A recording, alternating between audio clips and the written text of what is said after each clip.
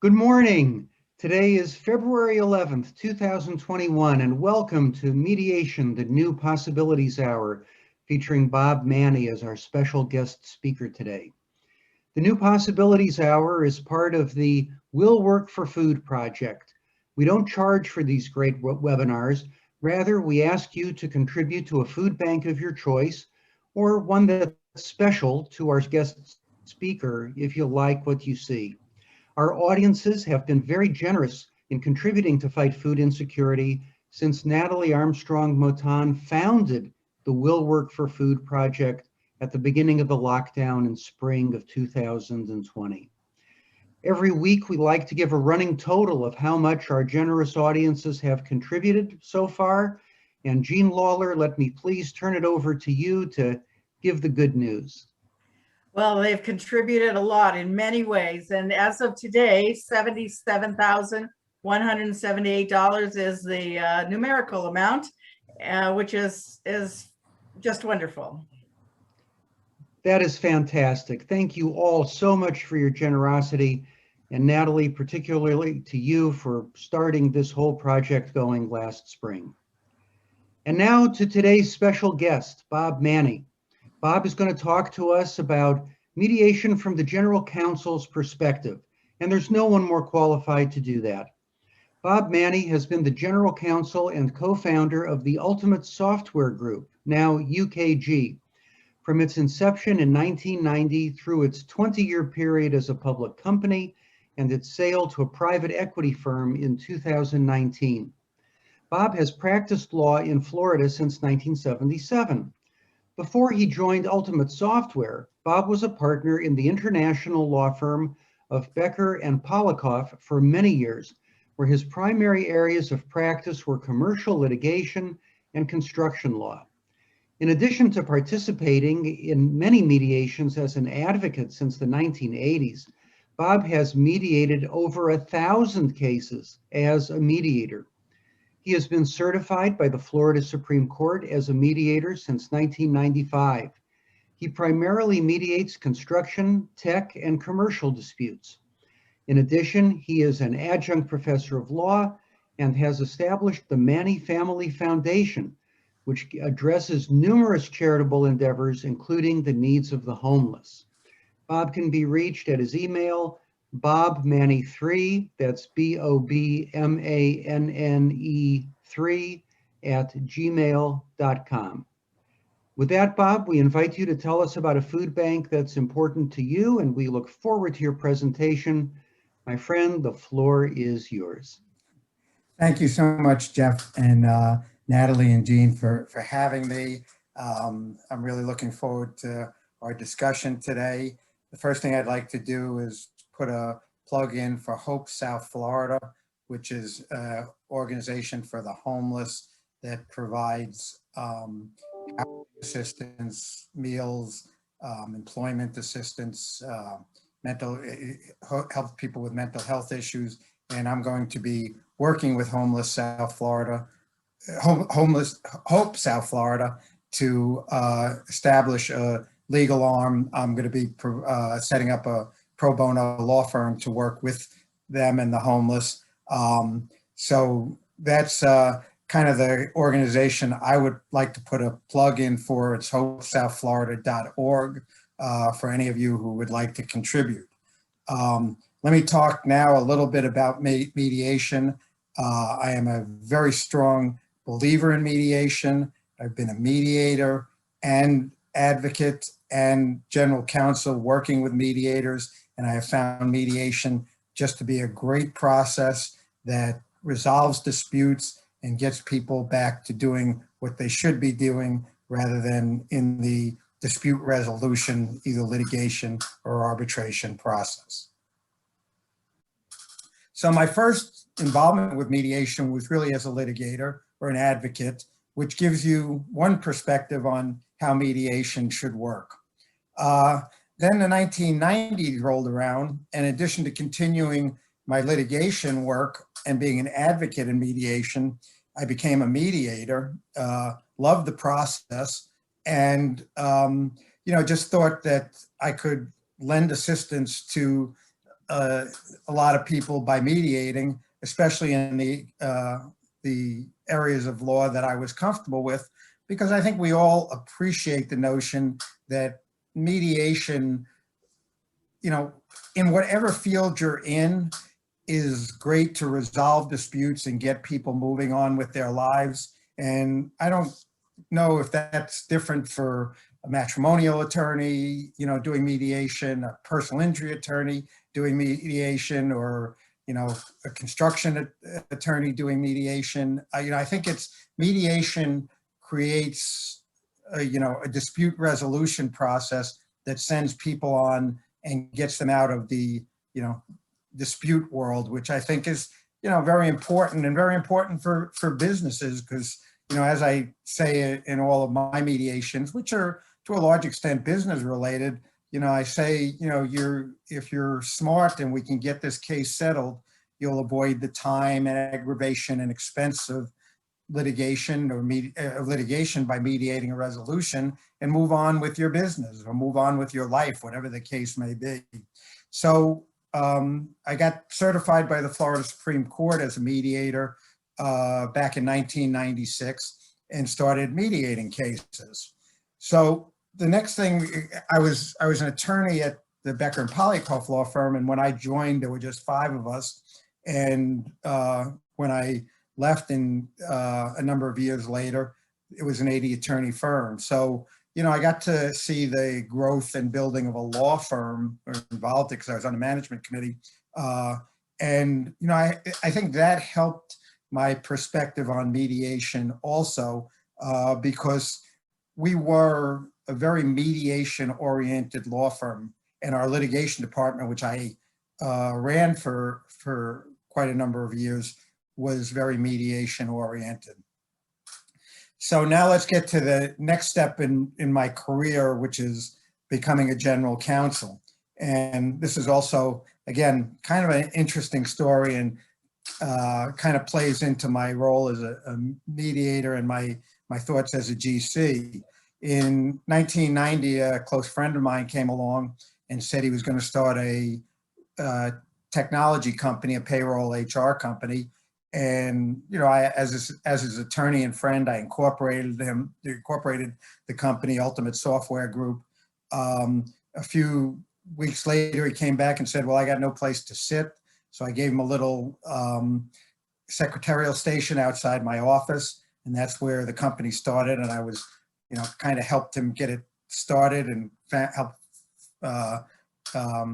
establish the company. And then he came back a few weeks later and said, I have no clients, no customers, so my law firm was the first customer. I don't want to bore you with too much of the details, but I was kind of general counsel from that day when he started the company, and also ran a lot of the business aspects of the company. I ran our real estate and other things.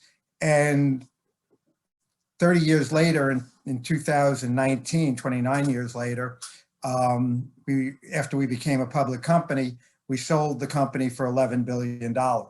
So it was kind of the, a great story in terms of watching a business grow and being part of it. We went public in 1998, continued to grow. And like I said, in 2019, sold the company to a private equity group.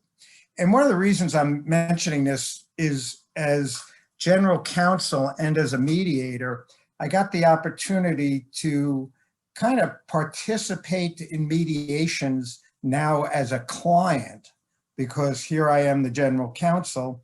And first we were, as you might expect, a small struggling company. And then in 98, we went public, and we always jokingly say we went public at a price of 10. And as a result of the dot-coms bombing out in the early 2000s, we managed to bring our stock price down to 3, and then eventually sold it for $330 a share. But during that time, we developed a very state-of-the-art payroll HR technology. We were one of the first SaaS or cloud companies. So when we sold the company, we were up to way north of $1 billion in revenue. We had 6,000 employees. And as a result, as general counsel, I saw, many claims come across. And we were not a litigious company. We really resolved things and used mediation quite a bit. But as you run a company for, 30 years, claims are going to come in. And one of the things I'm going to talk about as we go forward is the type of claims that, you see as general counsel and how you may want to react to them. But before I get into the nitty gritty of talking about mediation, I just want to tell you a little bit about what I'm doing now that we have sold the company. And I say I'm retired, but I'm not really good at retiring. So I'm currently an adjunct professor of law, teaching startup law at Brooklyn Law School in New York. I'm a mediator, and arbitrator, quite active. I mediate construction cases. I mediate other commercial cases. And quite frankly, having been a tech lawyer for 29 years, I mediate technology cases too. Although I jokingly tell people when we started the company in 1990, I was a tech lawyer, but there was no internet at that point. So it was kind of easy being a tech lawyer because you really didn't have to know a lot. And if you didn't have to know a lot, I was pretty good at that. So, but I'm still, I'm still mediating. I went from having I was a one-man band at our company from a general counsel standpoint for many years. But when we were bought out, we were up to about 20 attorneys. So I did what I do best, which is to hire really smart people and get out of their way. But I really had an opportunity to kind of participate in mediation because I continued mediating even while I was general counsel. But, obviously wore the general counsel hat. I'm associated with a law firm and still do some actual legal work. But more importantly, one of the things I am really having the most fun doing is I'm in the process of starting a pro bono law firm for the homeless. And that's why I mentioned Hope South, Florida. Hope South, Florida, as I mentioned, provides a lot of, great services for the homeless, but they didn't have a legal dimension or a legal arm. So what I'm in the process of doing is, like I said, setting up a pro bono law firm that will provide services for the homeless here in Broward County.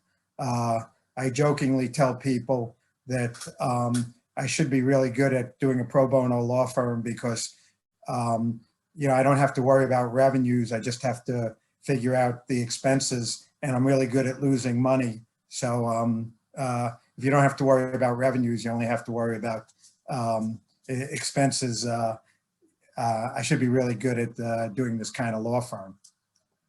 So that's a little bit of background on myself. And the reason like I said, I've spent a little more time than I normally would was not to pat myself on the back, but to give everybody here my perspective on mediation as a general counsel.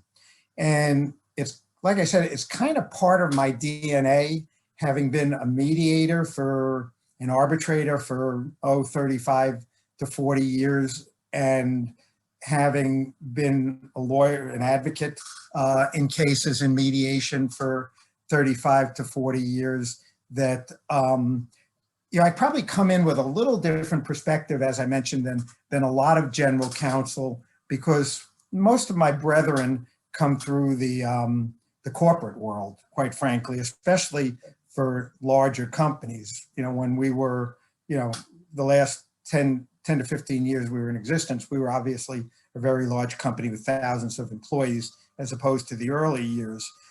But in talking to, but I do spend a lot of time with other general counsel, and we've talked quite a bit about mediation over the years, and in some of the general counsel groups I've been involved in. And I think we all feel the same way about it. I think when I deal with it, I may deal with it a little differently because of the other parts of my background. So I'm general counsel, let's get to the point where I'm general counsel of either a small company or large company as we grew. And, I'm a very strong believer in mediation, always have been, and always wanted to, promote it when claims came in.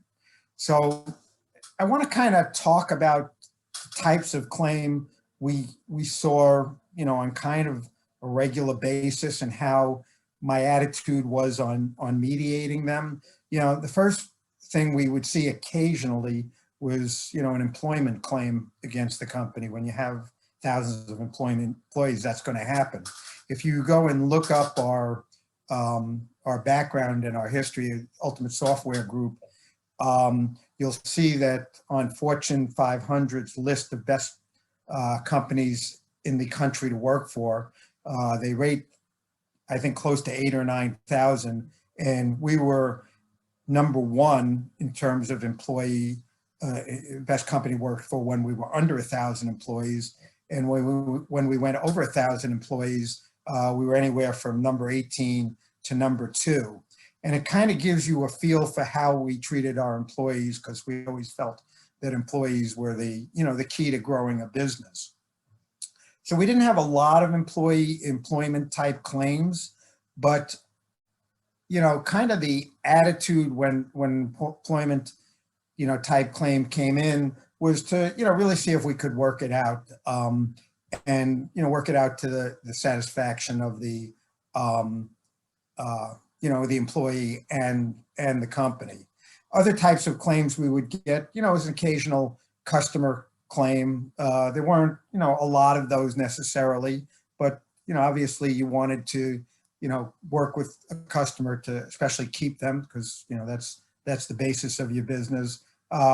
We had some lawsuits with vendors. We had some lawsuits with competitors, the kind of standard stuff you would see at larger companies. The kind of lawsuits that we saw in the earlier days were a little bit different, but that was kind of the types of claims that I, as a general counsel, would see often. Now, I know a lot of you come from different worlds, in terms of what your mediation practice or interest may be. Some of you may come from the consumer side. We never, although we provided payroll and HR software to thousands upon thousands of companies, and had, at one point, 30 million payroll records of individuals, which I ran a privacy, risk, and compliance. So that kept me up at night, having those kind of, the number of records we have. But, so those of you who come from different, kind of areas of mediation, I think I'm familiar with them because I've mediated, many, many cases over the years, but I'm going to kind of focus on, what my experience was, although I'm happy to chat or answer questions on other people's, perspective. And I look at, a session like this is a learning experience, just like when I go to teach at my law school. It's amazing what, after 40 years of practice of law, I can learn from the law students. So it's really, I'm looking forward to when we get to the question and answer part. So the first thing that usually comes up when you're, sitting as general counsel is, do you mediate? And when do you mediate? Because, there's a lot of, there's a theory among some general counsel that, you show signs of weakness by mediating too quickly. And quite candidly, I've never believed that. And maybe this is a good example of somebody who has experience as a mediator, advocate, and general counsel. Because in discussions with other general counsel, they say, oh, well, if somebody's making a claim against us, if we talk about mediation too quickly, well, aren't they going to feel we're ready to cave in and we're weak? And candidly, I've never agreed to that theory. I've always felt that in any of really these type of cases that I've mentioned, that if there's a dispute, let's sit down, see if we can resolve it. And like I said, avoid the time, aggravation, and expense of litigating, and get to the answer. If we're unable to resolve it, well, that's okay. But I don't think you necessarily show weakness by doing that. And so, talking about it in the context of the type of cases that I, as a general counsel, would see, pretty much all of them, other than at times, dealing with a competitor who was making a claim, we would sit down early on in the process and see if we could get the case mediated, especially with a customer. I mean, it was very seldom that, and an employee, it was very seldom that we had these type of claims. But when we did, I kind of had two theories of why you want to mediate quickly and see if you can get it resolved. First thing is, let's get disputes behind us and rather than look in the rearview mirror, let's look in the, look forward. But more importantly, you leave, I think, a good taste in the mouth of either the former employee or the customer when you mediate early. And same thing with the vendor and most other people. And why do I say that? First of all, from a customer standpoint, look, if we did something wrong, we're going to own up to it. And what I was able to accomplish quite a bit in mediation was to not only resolve the dispute, but maybe keep the customer as a happy customer and have them come back. Most of our customers were relatively large businesses. And, if we got into a dispute with them, quite candidly, a few times we went to mediation, and not only did we settle it, but, the customer may have had one problem and may have otherwise been happy with our product. So, like I said, a couple of times we settled the dispute, but I also signed the customer up for a longer term contract while we were doing it. Because again, mediation, besides being, a key of it being self-determination, is what's going to be the continuing relationship, if any, with the party you're mediating against. Like I said, didn't kind of apply to competitors, but even with employees, if we had an employee who was dissatisfied and was moving on and made a claim, we always tried to have our employees who left leave with a good taste in their mouth. And I think that's one of the reasons that we always got great ratings from our employees. Your reputation in the community is really going to be carried to a large extent by your employees, your former employees, your customers, your former customers, your vendors, your former vendors. And we always felt that it was, good to see if we could sit down and get it resolved and, have everybody avoid the bad taste of arbitration or litigation. So, when it came to the question of, do you mediate, from my perspective as a general counsel, it was always, I shouldn't say always, pretty much always, the answer is yes, and let's do it sooner rather than later, because mediation is just a great process. You get the animosity behind you, which grows as a case litigates, and both sides are doing battle either in arbitration or court. So, I've always been a very strong proponent of mediating early and, seeing if we can resolve it. So the next part would be selecting the mediator from my standpoint as general counsel. And, picking a mediator, in my view, was very similar to picking outside counsel to represent me. I would always, or have my, the attorneys that were working for me as we kind of grew as a company. Like I said, I was a one-man band for 15 years. So I didn't have the kind of luxury of having people help me figure out who who was a good mediator and researcher. But having practiced candidly in South Florida, I kind of knew the good mediators here, so I would, more heavily get involved in the process when it was a local claim. But if we were mediating outside of the jurisdictions where I knew people, obviously we would talk with our outside counsel and, try to get the right mediator. And when I say the right mediator, people in general counsel generally, another subject I would discuss with them, some would look for mediators that, were kind of more inclined to, mediate cases with large companies and involved. But my thought on it was I wasn't as concerned about, specifically whether they represented large companies and whether they were mediating large company cases, whether they were mediating insurance cases. I kind of looked at for 2 or 3 factors that were important to me. Number one, did they have the expertise to mediate the type of case we had?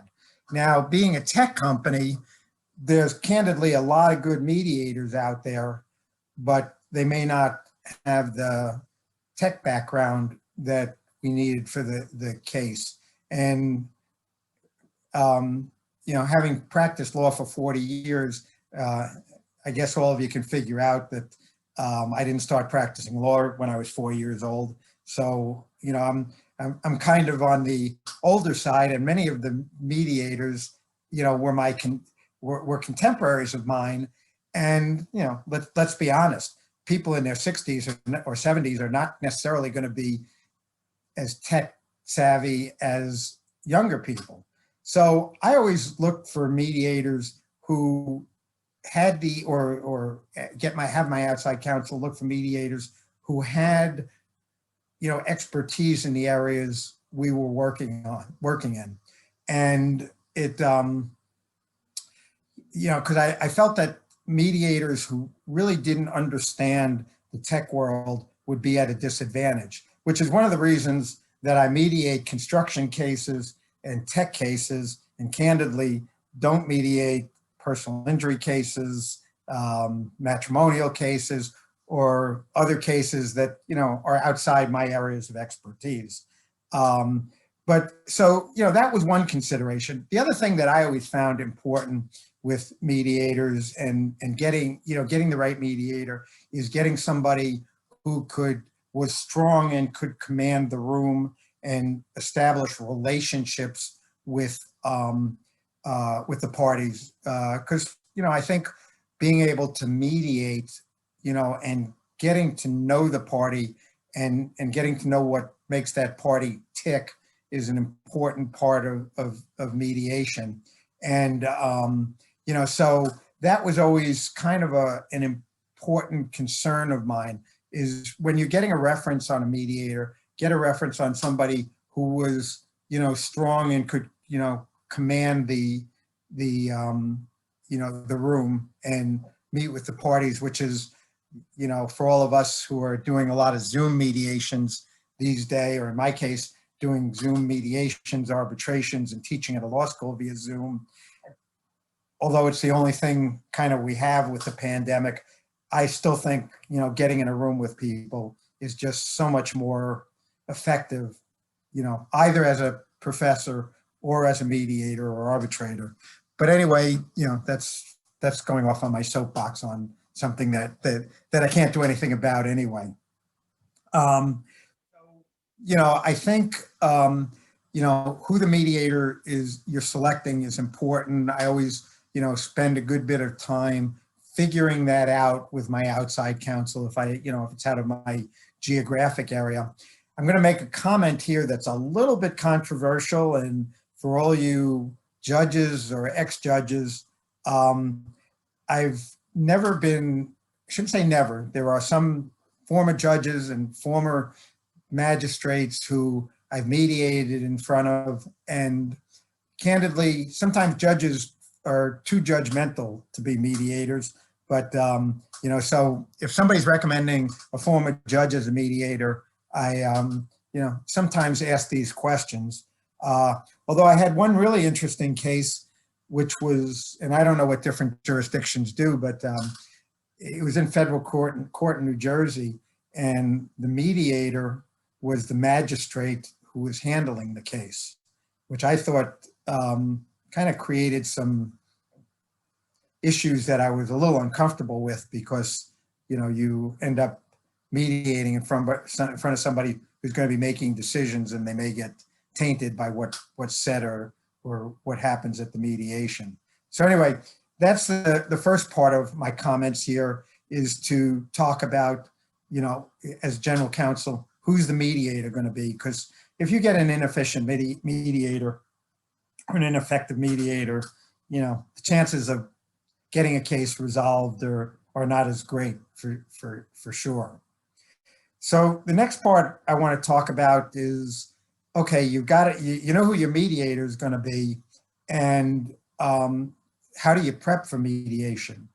And I think that's one thing that over the years, I have found that lawyers who are advocates do not understand, that prepping for a mediation is, kind of as important as prepping for a trial. You really need to be prepared when you go in that room. And so now I'm taking off my advocate or mediator hat, and now I'm general counsel, going into the preparation process for mediation. And, one of the things that I think is important, and I've done this, quite regularly when as general counsel, I'm going to be going into a mediation, is set up depending on the complexity of the case, a good half day to understand what my attorneys, the outside counsel's thoughts are on the case, really understanding the strengths and weaknesses of the case, so that, we understand what what obviously our exposure is. I always say every case has its good points and its bad points. And even if I was general counsel, I knew, sometimes my case had warts on it, just like anybody's case, which also, I've always felt that former litigators understand that sometimes better than people who become general counsel and are corporate attorneys, because they may not have as much experience with the process and the fact that there's kind of always two sides to the case. They sometimes see it as only their side of the case. So anyway, I always felt that, I wanted my attorney obviously to be well-versed in the case, but also to sit down and be able to explain it to me, to talk about the strengths and weaknesses, and also talk about, what we're going to say at mediation, because, that itself is an art in case you have to go to trial. And there are some things you want to talk about, in a joint session at mediation with the other party. And there are some things, candidly, you want to talk about in caucus with the mediator. So, I think that's an important thing to discuss in advance. And the other thing that I always talk about at the prep session is, what's my role there? Because it's very difficult sometimes for me, being a former advocate and mediator, to sit there quietly and just listen to my outside counsel speak for me. But having been outside counsel and worked with general counsel, I have always, although some of my attorneys who work for me may disagree with this, told the attorneys, you guys are doing the speaking, especially in the joint session. I'm just there as a client, and unless you want me to say something, I'm not going to speak in the joint session with the mediator and the other party. Now, that said, when we got into caucus, that's when I couldn't hold my tongue usually anymore. And I always wanted the attorney, my outside counsel, to do the speaking. And I would always say to my outside counsel, don't be afraid to tell me to shut up. And I'll try not to speak until, you tell me to speak. But, sometimes I'll probably break my own rules. And, I'm the client, so I get a little bit of leeway on that. But, I think it is important. I've always felt as general counsel with outside counsel to really let my outside counsel control the case and control the mediation. And where I saw my role as general counsel was, in the prep session, we had a case, and this is kind of the example I want to give of what do you say and when do you say it.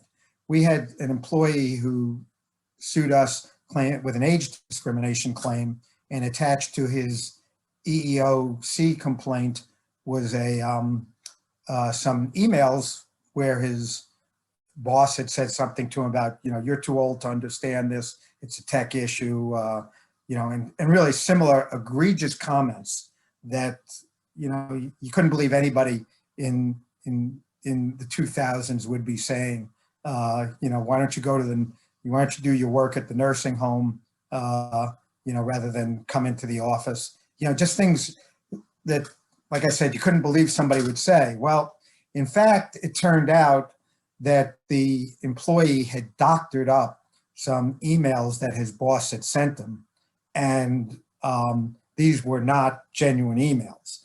Now, the silly thing is, you may try and pull that off with some companies, but to try and pull it off with a tech company wasn't the brightest idea in the world. And, we got to, in the prep session, when do we bring this out? And we made a conscious decision to let the employee speak first, and and their attorney speak first, and make their claim and tell their story. And we were debating whether to wait for caucus to do this or whether to bring it out in an open session with the other party. And ultimately, we decided to bring it out in the open session to undermine their claim right at the beginning. But that's kind of an example of, when you sit down with, that was kind of an egregious situation. You don't generally get cases that are that clear cut.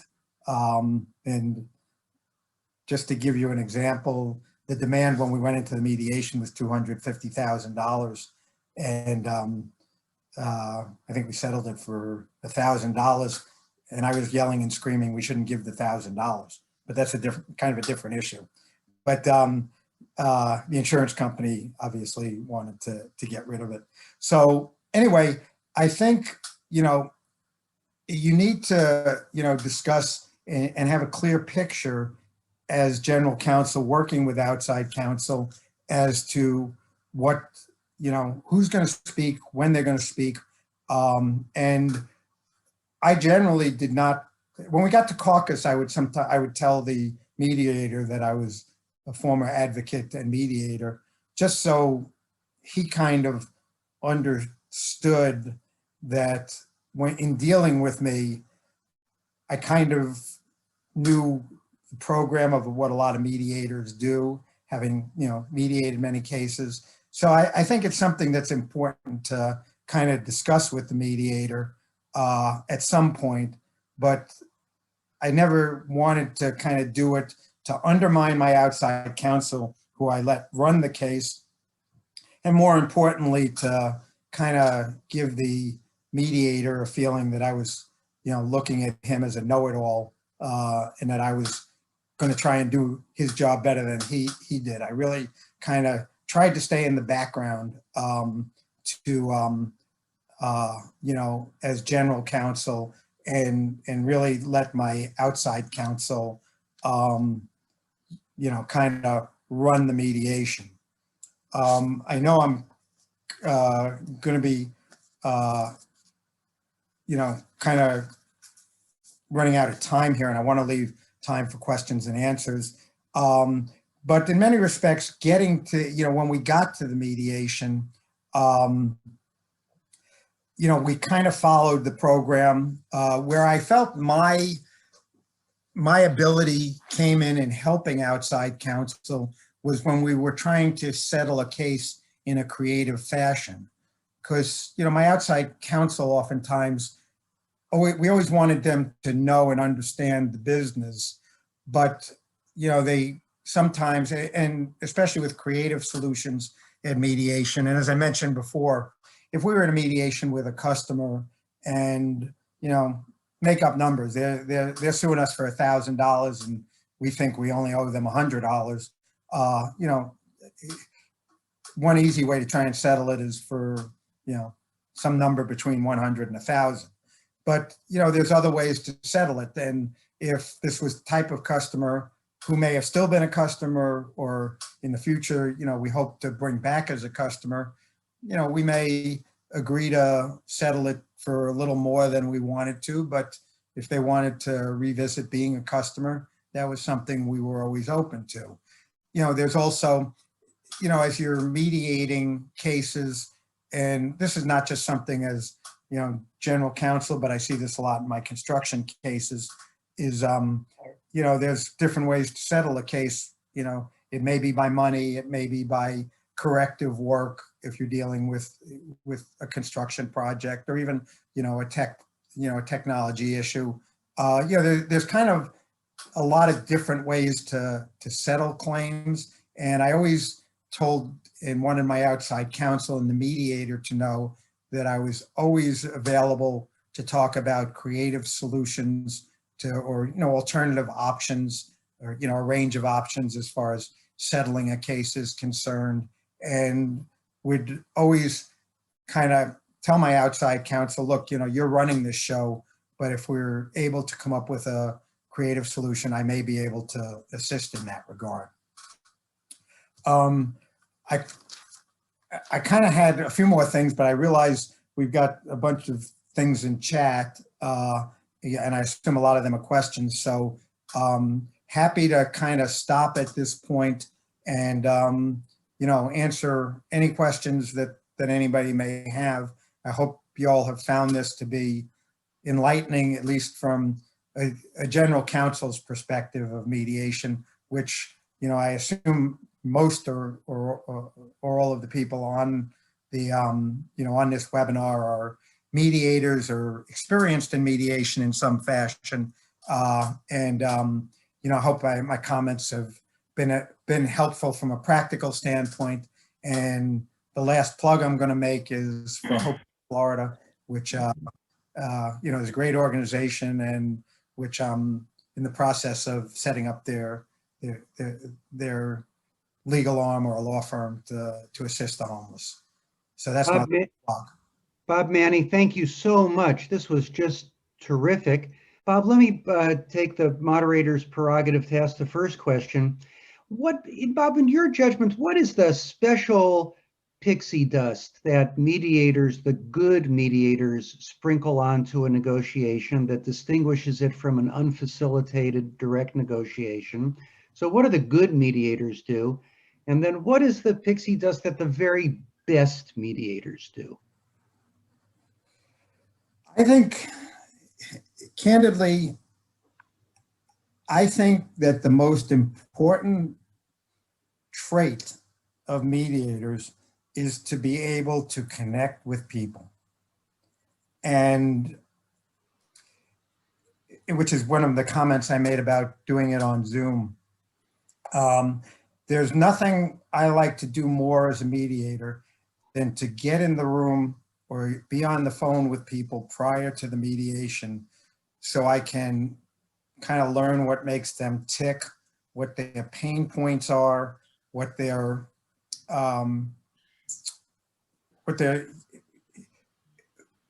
will make them look at this situation and say, it really does make sense to settle it.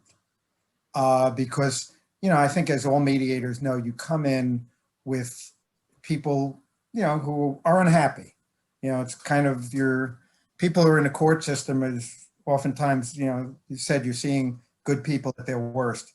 And I think that the strongest point and what I try to do with all my mediations is to understand the person, their business, if it's a commercial matter, if it's an employment matter, understand the employee, understand the the business side of it.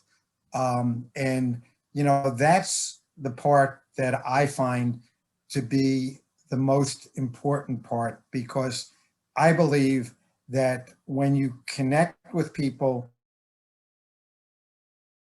and then they'll develop trust in you and will be willing to listen to you and the logic that you may be able to provide to them in getting a case settled.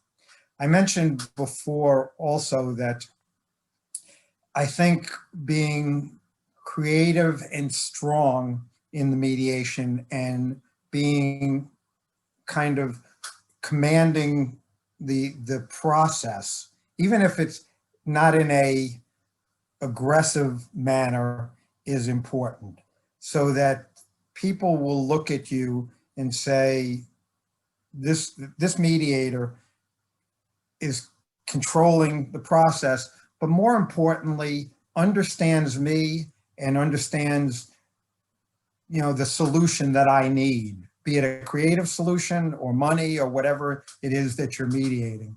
So if you ask me for the pixie dust, that's kind of the two things that I find to be important as an advocate, as a mediator, and as general counsel who has participated in a lot of mediations.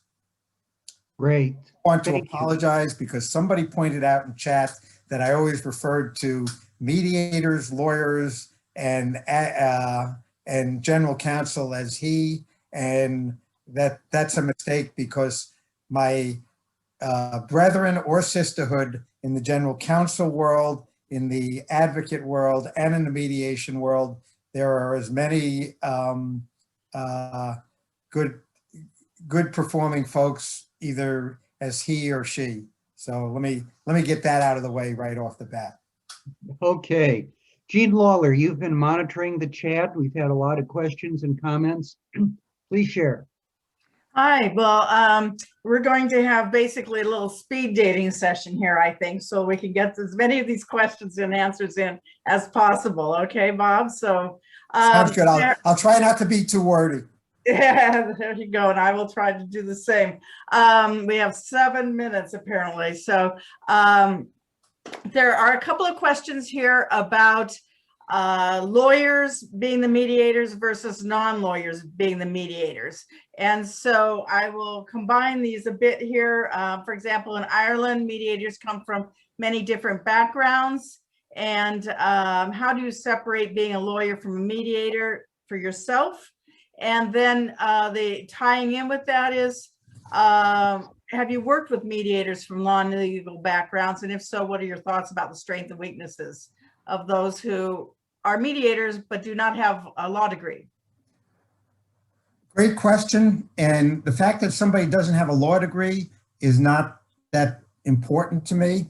What I have found, and it's actually interesting because as I mentioned, I do a lot of construction mediation, and there are mediators who are engineers and architects who are good mediators because they have a lot of the good traits of a mediator. The only complication that I have seen with mediators who are not lawyers, and I'm not talking about a law degree, but I'm talking about an experienced litigator, is they have a hard time explaining the ramifications to the parties if they don't settle, in terms of where it goes in either the arbitration process or the litigation process.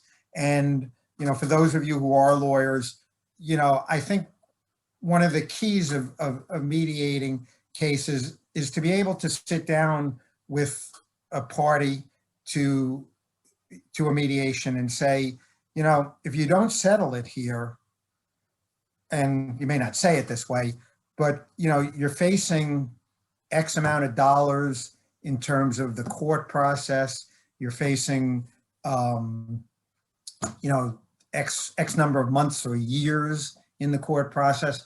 I think the advantage that lawyers have in mediating is they can explain the ramifications of not settling better than non-lawyers.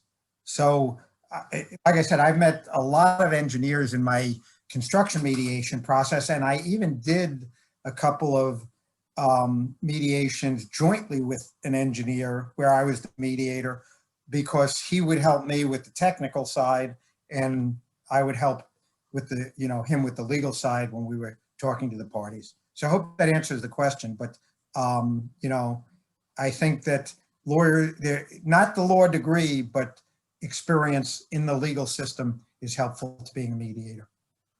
And more universities these days are providing degrees in dispute resolution, master's degrees or bachelor's degrees. So we will find in the future more and more trained dispute resolution professionals who bring all sorts of backgrounds to the process to help it along. So thank you. Clearly, and I'll be the first to admit the reason I don't do matrimonial, personal injury, and you know, those type of mediations is because I don't feel qualified, because I don't have experience in those areas. Okay, several other questions that tie together, and if I can combine them into one, so to speak, deal with how a mediator or arbitrator can connect with the GC and, you know, move them to resolution, whether it's for example, the pre-mediation calls, maybe that's only with counsel, but in the mediation session, how the mediator or arbitrator can connect with the general counsel. As a mediator, I always tried to connect with parties before the mediation. I think it's a great process if the mediator talks to me in advance. I think that sometimes my outside counsel will promote it. Sometimes outside counsel don't promote that. I think that as a client of the outside counsel and as a party to the mediation, I am always interested in having the mediator understand my thoughts on the case and where my weak points are, where my strong points are, and what I'm looking to get out of the mediation, because that's a key component of it.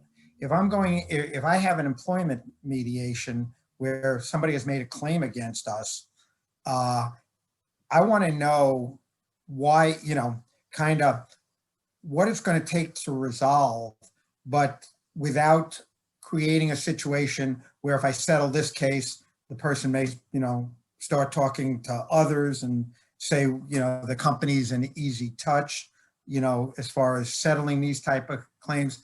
So I will connect. I love to connect with the mediator as general counsel and give him my, you know, what my, you know, pain points are, what makes me tick. I never, you know, if I had to litigate a case that I thought was wrong, I would spend, you know, whatever it took to litigate, even if it was more than the value of the case. Just because on principle, we were the #2 company in the country to work for. And, you know, we tried to treat our employees right. And if somebody came in with a claim like the one I mentioned before, you know, I went down kicking and screaming with my insurance company telling me I had to settle it. They wanted me to settle it because of, you know, it was going to cost more to litigate.